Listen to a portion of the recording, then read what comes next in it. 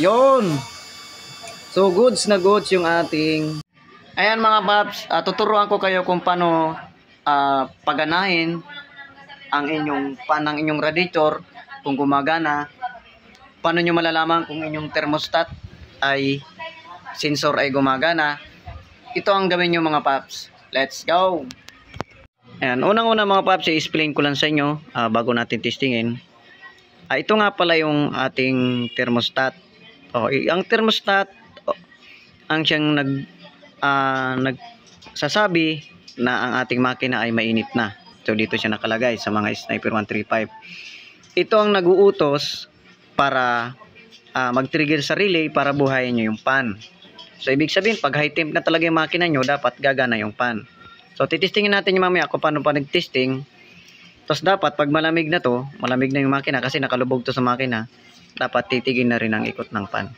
Ito ang trabaho ng ating thermostat. Ngayon, para malaman yung gumagana, yun, ang gagawin natin, painitan natin to. Ngayon, pag nasensor niya yung sobrang init, ibig sabihin, kaya naman to nagbabasa ng init kasi yung ating coolant, diretso dyan, papasok ng radiator. So, papalamigin ng fan. Yun ang purpose niya. Ngayon, yung nababasa niyang coolant is sobrang init. So, uutusan niya si fan para palamigin ng ating radiator. So, ayan. Ituro ko na sa inyo kung paano. Let's go!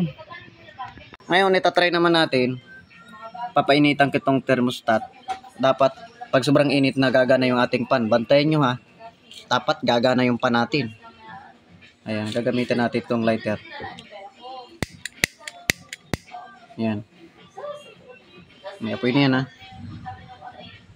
Dapat gagana yung fan. Yun! Gods na gods! Gumana yung fan, oh. So, namatay ulit. Ayan, namatay ulit. So, try ulit natin.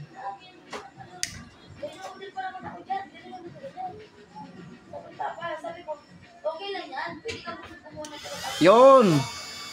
So, goods na goods yung ating thermostat. Napagbintangan pa natin na yan, may problema. Yan. Isa pa ulit. So, tingnan nyo itong pan ha. Itong pan. Ito. Ayan. Ganyan ang pag-testing ng thermostat mga paps. Ayan, goods. O, diba? Umikot na yung pan. Ngayon, pag lumamig na yung thermostat, mamamatay siya. O, diba? Namatay. Okay. So, naligaw lang tayo. Doon lang talagang problema sa sakit sa carb. Okay, let's go. Thank you mga paps.